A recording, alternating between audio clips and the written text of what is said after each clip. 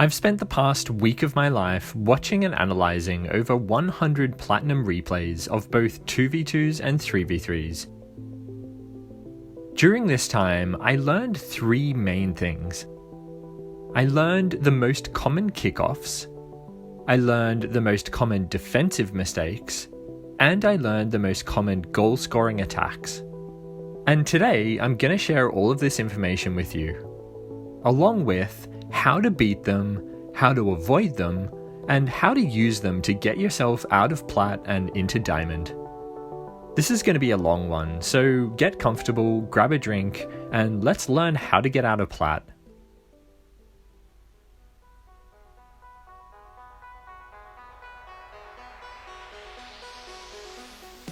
There's a few different types of kickoffs used in Platinum rank.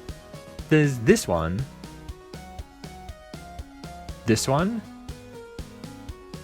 and this one.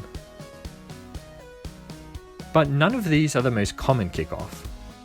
In fact, all of these three kickoffs combined don't even come close to being used as often as our number one most used kickoff.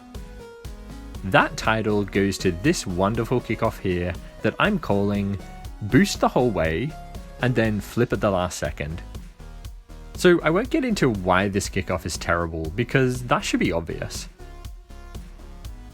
But I will ask you to do me one favor. Alright, are you ready? Please, I beg you, as a personal favor to me, to Mogz, and to yourself, please stop doing this kickoff. Okay, so now that we know the most common kickoff in Plat, let's talk about how to beat it. Because that's what you really want to know, right? You want to win kickoffs. So the question is, what kickoff can beat the most common kickoff in Plat? Well, I have that answer. The kickoff that can beat the most common kickoff in Plat is any other kickoff. Guys, this kickoff is terrible. Any other kickoff is better. I think probably the only good thing about it is that it's so easy. You pretty much can't mess it up. However, there's one extremely simple kickoff that you can start doing right now that has almost no increased risk and is incredibly easy. I'm sure you guys are familiar with it. I call it the double flip kickoff. Let's take a look at that kickoff compared to our most common kickoff.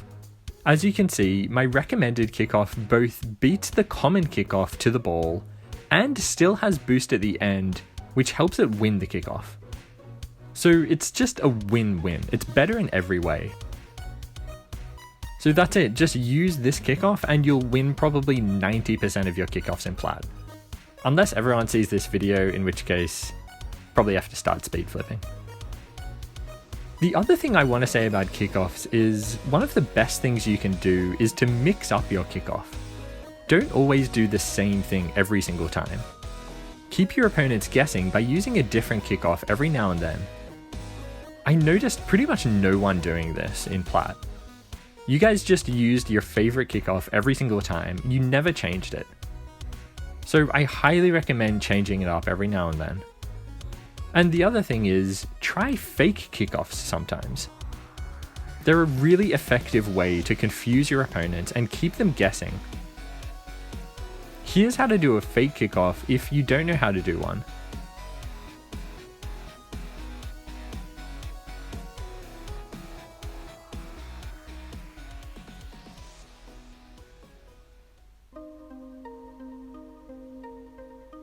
Okay, let's talk about defense. I'm just going to get straight to the point on this one. 2 words, guys, just 2. Double commits.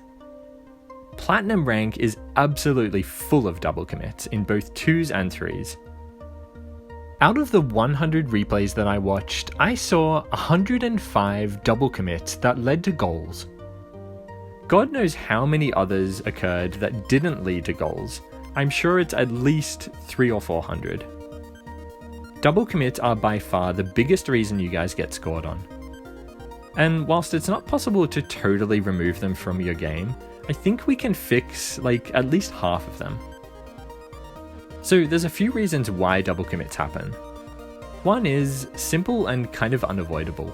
and that is panic. People just naturally panic in defense. As the ball gets closer to the goal, tension increases, and people are more likely to panic and dive in, instead of waiting their turn to challenge. So panic I can't really help you with, other than to say like, chill out bro. But there are two reasons that they happen that I can definitely help with. The first is awareness. I'll make this one quick. Simply put, you need to start getting into the habit of using your right stick to look around. If you don't know where your teammates are, look for them. Use your right stick or whatever button you use on keyboard and mouse to look around and just look. This will really help, I promise. The other reason double commits happen is poor positioning and rotation. Now, this one's a bit harder to fix and requires a bit of studying to understand how to position yourself effectively in 2s and 3s. But instead of giving you guys a whole lesson about these concepts, I'm just going to give you 3 main tips.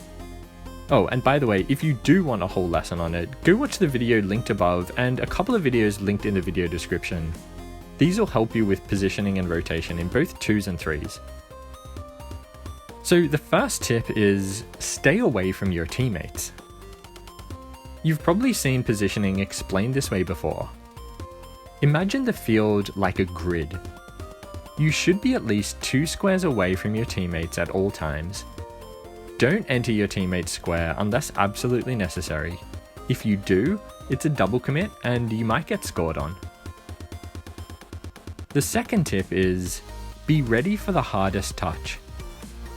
This means, particularly if you're the last man back in defense, you should always keep enough space between yourself and the ball to be ready for the hardest possible hit. It's always better to be a little further back and safe than further forward and get scored on. And my third and final tip on this is, when you're rotating back towards goal, if the ball flies past you, don't jump and hit the ball. Leave it for your teammates. The only time you're allowed to hit the ball in that situation is if you're 100% confident that you are the last man back. In pretty much every other case, hitting the ball will probably just confuse or totally beat your teammates and may lead to a goal. So just leave the ball alone and rotate back out of the path of play if possible.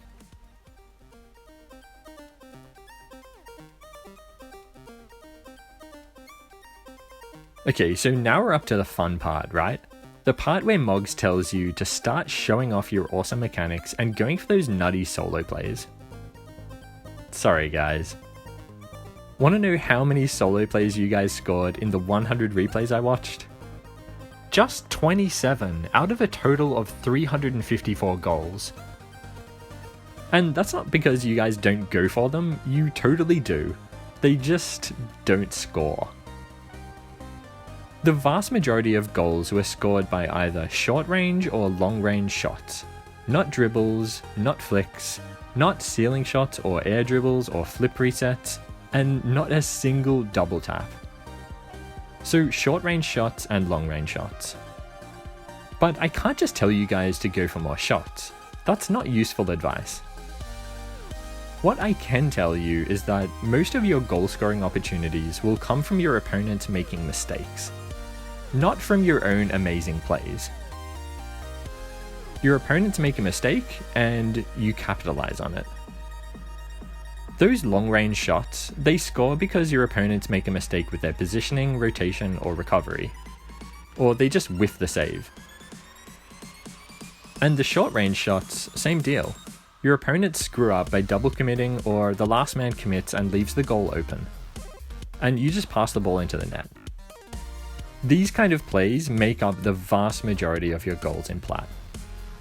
So here are 3 pieces of advice that will help you score more in Plat.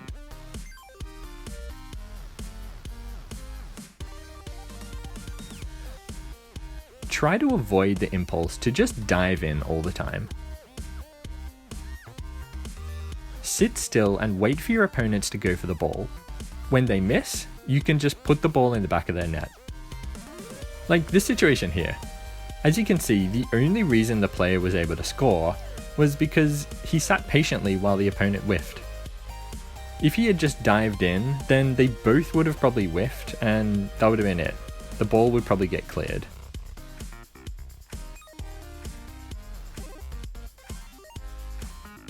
Try not to give your opponents too much space in their half of the field. Always make sure at least one player on your team is putting pressure on the player with the ball to force them into making a play, or hopefully making a mistake. The best way to do this is to collect small boost pads, instead of always going for the big boosts. Collecting small pads allows you to stay near the play, and stops you from having to rotate all the way to the back or the sides, and therefore relieving the pressure on the opponent team. So collect small pads and stay relevant, keep the pressure up. And the last piece of advice is work on your power shots. Being able to hit the ball with power is probably one of the most important skills to develop as a platinum ranked player. It will help you with your clears, so long range shots, which if on target will probably get you a ton of goals due to your opposition's bad positioning. The keys to hitting power shots are hit the ball with the front corner of your car, and hit the ball just after it bounces. To practice this, go into free play and use this training method. I call it wall ball. Basically, you just hit the ball against the wall as hard as you can, wait for the ball to bounce once, and then hit it again as hard as you can. Repeat this over and over to increase your ability to judge the bounce of the ball and get the hardest hits you can. And that's it, guys. Those are all of my tips and words of wisdom to help you guys get out of Plat and into Diamond.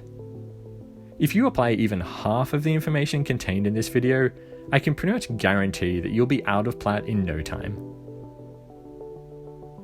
So I'm planning on doing more of these kinds of videos where I watch 100 replays and give you guys my tips. Maybe one for each rank. Let me know down in the comments which rank you want me to do next. Whichever rank gets the most comments or upvotes will be the one that I do next. And like the video if you liked it, dislike it if not, subscribe for more videos like this as well as a whole bunch of other Rocket League content. As always, thanks for watching and I'll see you guys in the next video.